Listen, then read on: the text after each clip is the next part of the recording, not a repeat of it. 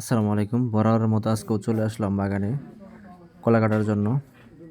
আজকের দিনটা পরিষ্কার, সকাল সকালই রোদ উঠে গেছে, যার জন্য নিয়ত করলাম কলা কেটে বাজার নিয়ে যাব বিক্রি করার জন্য।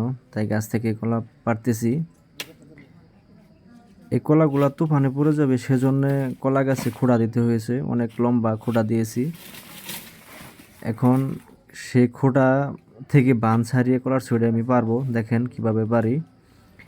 এখন হচ্ছে ওটা সুতলি দিয়ে বান দিয়ে রাখছি, বানটা কেটে ফেলেছি আগেই। এখন খোঁটা ছাড়িয়ে নিলাম। এখন আস্তে আস্তে কলা গাছের মাঝখানে কেটে আস্তে আস্তে কলার ছড়িটা নামাবো। দেখেন কিভাবে আমরা এত উঁচু লম্বা গাছ থেকে কিভাবে ছড়ি পারি। এই দেখেন হালকা করে কেটে ফেললাম। এখন আস্তে আস্তে ছড়িটা নিচের দিকে নেমে আসবে। হ্যাঁ, এভাবে আমরা কলাগুলো পেরে থাকি।